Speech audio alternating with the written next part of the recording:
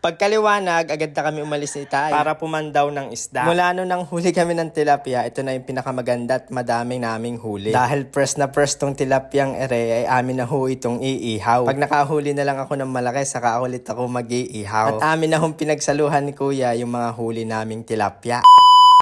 Hi mga katroops, magandang buhay! Panibagong araw na naman ho para sa atin buhay probinsya at panibagong pag-asa. Sabi ko kay Itay ay gumawa ho nung tiken yung meron hong paway doon sa dulo. Para kahit itikin ho sa damo ay hindi ho siya lulubog. Bale ito ho yung unang araw na papandaw kami ng hapon. Tuwing umaga lang ho kasi kami namamandaw ng isda. Sabi ko kay Itay ay mamandaw kami mamayang hapon kasi mahina ho yung huli namin kanina, wala pang 1 kilo. Sabi naman na Itay ay gahan na namin mga 1 or 12. Yan sabi ko, kaso lang ay hindi ako pwede ng ganong oras. Siguro mga 3 hanggang 4. Ay pagkadating ko sa kubo kanina, 4 na ako nakadating. Kaya 4 na kami nakapandaw ng mga isda. Ako muna yung nagtikin at nagsagwan papunta doon sa isdaan. Sunset na ho yung makikita nyo ngayon. Kadalasan kasi pag namamandaw kami, ang makikita nyo naman ay sunrise. Ngayon ay maiiba dahil hapon na kami namandaw. Pagkaangat ng unang boborat, ayan, wala ho siyang laman. Meron laang na 2 maliit na gurame. Kaya lilipat naman ho ako doon sa isang boborat naman. At meron ho siyang 1 kilo. Ay, 1 kilo. Isang piraso pala. 1 kilo. God, wala pa nga. Malay nyo, maka 1 kilo tayo ngayon. Di meron na ho tayong pang ulam. Kahit tilapia, basta iba-ibang luto at may sabaw, ay sadyang kasarap naman. Diyan sa pangatlo, ay medyo may karamihan yung huli natin. Gurame at tilapia. Kaya kumakain ng gurame. Kung kumakain ka, anong luto ho ang ginagawa mo diyan sa gurame? Ay iyong i-comment sa comment section na mailuto ko din. Iban ho sa pinangat na gurame. Nakaraan kasi nakapagluto na ako ng pinangat na gurame. Kaya ibang luto naman kung anong luto ho ang ginagawa nyo. Kung kaninang umaga ay wala kaming huli. Pagdating naman ngayong hapon, yan ho ay medyo may karamihan na yung aming huli ni Itay na tilapia at gurame. Sa unang angat ay nagpipiglasan ho talaga yung mga isda. Pag nilubog mo ulit tapos inangat mo na ay medyo may mahihina na yung tilapia. Naubos na kasi yung lakas kanina sa pagpipiglas nila. Kaya kung mapapansin ninyo, gada agad ay nagpipiglasan talaga sila. Pero pag sa hindi na nagpiglasan, yun ay pangalawang angat na. Dahil excited ako mamandaw ng isda, ay nakakalimutan ko talaga magdala ng kape. Ayan o, medyo may kalakayan yung huli natin ngayon mga katrop. Sabi ko nga kay Tay, siya mag-angat nung isang iyan, baka swerte siya. Yun o, ay swerte nga, madami-daming huli. Tapos nakita ko ay nakawala at nakatalon pa yung isa, napadaan doon sa daanan ng isda. Ay nakalusot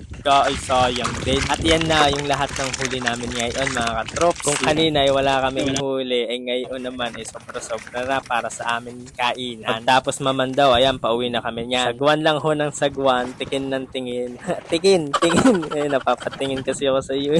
Biro lang ho. Pagkakaganda naman ng araw ngayon. Kaya tignan nyo, ay sobrang ganda ng sunset. Ay sobrang sarap din mamangka ngayon. Wag lang ho talaga uulan at kikidlat. Ay talagang papaspasan ko ang pagsasagon. Habang lumulubog yung araw, paganda ng paganda ho yung sunset. Pa-orange ng pa-orange. Hindi mo na mamalayan ay palapit ka na pala sa buhay ko. Ay, bira lang oh. Kala ko'y mahuhulog na naman ako. Ay, tama na. Ay, masakit na yung aking siko. Mabuti sana kung sa iyo ako mahuhulog. Dating gawi, pagkakadating namin sa Pangpang, ayan, amin na kinakarga diyan sa timba yung mga nahuli namin isda. Kalibre na ulit tayo ng pangulam ngayon. Yung mga tilapia, aking iihaw. Yung mga gurami naman, ipapangat ko para ulamin ko mamayang gabi. Simula nung kami ng huli ng isda ni Itay, ito na ho yung pinakamaraming huli namin ngayon. Yan lang sa huli namin ay tuwang-tuwa na ako. Ingat lang ho sa pagkukuha ng mga tilapia dahil ako'y natutusok. Hininto ko muna yung pagpupunla ng talong mga katrops dahil meron ho paparating na bagyo. Pagkatapos ho siguro at nakadaan na yung bagyo, kahuwa ko o magpupunla. Pagkakauwi ay magkakape muna ako. Masarap magkape pag ganyan tanawin ang iyong makikita. Bago ho yan ay naisipan kong kiluhin yung aming huli ngayon. Pagkakakilo ay meron ho siyang 5 kilo. Pero bago ako magkape ay naglilinis muna si Itay. Tapos habang siya naglilinis ng tilapia, ako muna ay maliligo doon sa poso para hindi na ho kumapit yung lansa doon sa akin. Nung makatapos ako magpaligo, ayan, pinakain ko muna yung aking kapalati. Yung palang maliliit ay dadaing ho yan Itay. Bali pagkakanalagyan niya na ng asin ay bibilad ko na iyan doon sa arawan sa may aking balsa. Pagkakatapos ng maglinis ni Itay ay umalis na siya. Hindi daw muna siya kakain ngayon dahil may pupuntahan sila nila ay nalay siya'y magde-date daw sila. lang. Bali yung hindi ho na daing, yun po yung aking iihaw. Bali nagtayas lang ako ng bunot para makapag-ihaw na ako. Magtitimpla lang ho ako ng pampalasa doon sa tilapia. Toyo, konting langis, oyster sauce, baked chin, at saka ho kalamansi. Mag-i-steam na din ho ako ng kangkong mga katrops para ka-partner diyan sa ating inihaw na tilapia. At dahil may tubig pa doon sa kubo mga katrops, din na muna ako magluluto sa karsada sa itaas. May kulungan ako doon sa itaas at doon ho sa bubong na lang niya ako magluluto. Akin munang pababagahin lahat ho ng bunot, saka ako ikakalat maya-maya. Yung palang aking ihawan ay nahanap ko, naalala ko ay nag-ihaw ako doon sa may ilalim ng kubo. Ay tinatamad naman akong hanapin doon dahil nasa ilalim ho siya ng baha, nalubog ng baha. Kaya kinuha ko na lang yung screen ng aking electric pan at yan na lang ang ginamit kong pang ihaw. At yung tinimpla kong pampalasa kanina, yan na ho ay lalagay ko na pagkakalagay ko ng tilapia diyan sa may bunot. At pag medyo ma-brown na, babaliktaran ko siya para malagyan ko din ng pampalasa yung kabilang biscuit ng tilapia. Sabi ko ay aantayin ko makahuli ako na medyo malaki-laki saka ako mag-iihaw. Dahil natatagalan at nakahuli naman ako ng ganyang kalalaki. Ayan, ako'y nag-ihaw na. Inamimiss ko na kasing kumain ng inihaw na tilapia. Alam nyo gana, pag inihaw nyo yung tilapia diyan sa bunot ay lalo siyang sumasarap. Kaya pag ako nag-iihaw, bunot agad yung aking hinahanap. Saka pag wala na, saka lang ako mag-uuling. At pag ganyan na yung tilapia, luto na ho yan mga katrops. Akin na hong pakukuluan yung hong kangkong. Dahil marami-rami ho yung aking inihaw at meron akong kangkong, saging. Naubos na yung stock ko ng itlog na maalat. Kaya yan muna yung ating kakainin ngayon mga katrops. Pag ganyan ho ang inyong ulam, masarap ho talagang kumain diyan sa dahon ng saging. Kaya napakuagad ako ng dahon. Malinamnam ho talaga yung isdang iyan lalo't bagong huli sa lawa mga katrops. Talagang kahit hindi pa kumakain ay mapapakurot ka na. Si kuya pala yung makakasama ko sa pagkain ngayon dahil umalis ho sila tayo. Sibuyas, kamalatis, kamalansi at saka ho toyo yung aking ginawang sawsawan. Ay tignan mo yung ginagawa ni kuya habang nagtitimpla ho ako ng aking kape. Buti na laang ay kumurot laang dun sa tilapia. Kala ko katulad dun aking napapanood yung kukunin yung lahat ng niluto tapos mawawala na. May hawak pa naman ng pinggan. Ayan, pagkatimpla ko ng kape, tayo ho'y magkakain na naman. Kain ho tayo mga katrops. Ang ulam ho namin ngayon ay inihaw na tilapia na bagong huli galing ho sa lawa, dini ho sa Lumban, Laguna. Naglaga na din ho ako ng kangkong, talbos ho. Sarap talaga ng tilapia lalo na't bagong huli tapos iyong iluluto agad. Malinamnam na malinamnam.